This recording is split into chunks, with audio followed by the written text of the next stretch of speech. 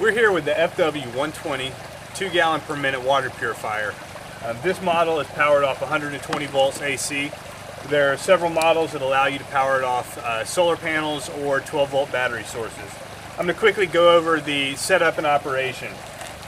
We've got the system opened up and plugged in. The generator's running in the background. I'm going to take my inlet hose, which is the black hose,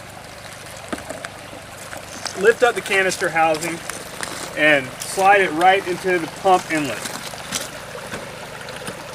All the connections are quick connects. They just take a good firm push to make the connection.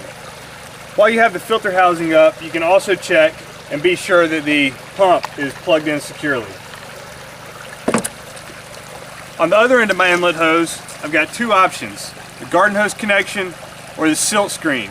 The garden hose connection will be used if I'm hooking it directly to a building's hose bib.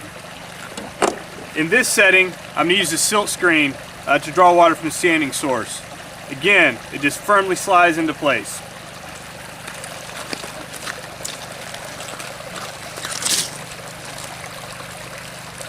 I've got it positioned in the water.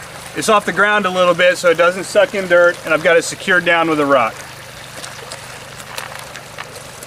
The blue hose is my outlet, and it's going to screw in with standard garden hose threads.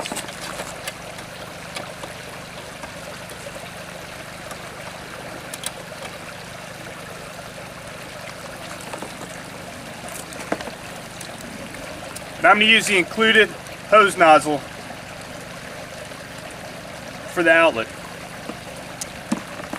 The last thing I'm going to check is the connector tube. This may or may not be installed in your system. It's going to connect the pump housing to the UV lamp. With all my connections made and firmly in place, I'm going to turn the system on. You can hear the pump engage and it'll begin drawing water. I'm going to hold the nozzle up and give it time to fill all the canisters with water.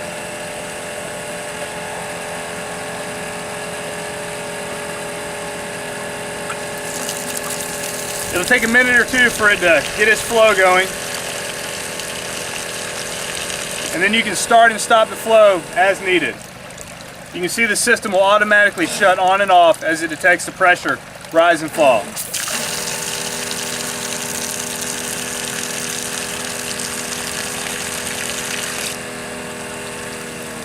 If you need to pause operation for an extended period of time, you can turn the switch off. When you're finished operating the 120, cleanup is simple. I'm going to take the hose out of the source water, turn the unit back on, and let the system purge all the water.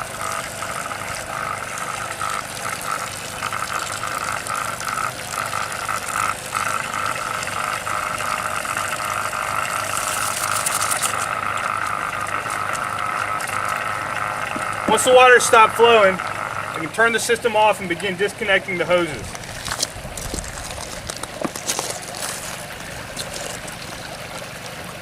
All these hoses should be drained and dried before they're stored back in the system. The quick connects remove by pressing in the black sleeve and pulling the hose down and out.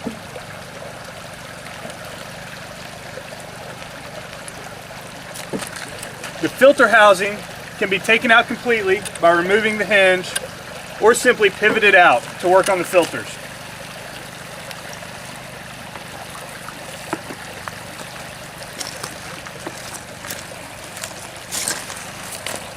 After each event, the filters should be removed, discarded, and replaced with new ones.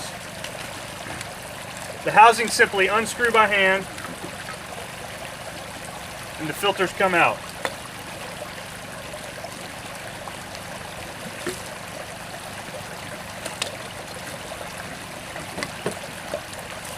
You want to be sure that you retain the O-ring for each filter housing. When you replace the canister, make sure the O-ring is greased with a good food-grade lubricant.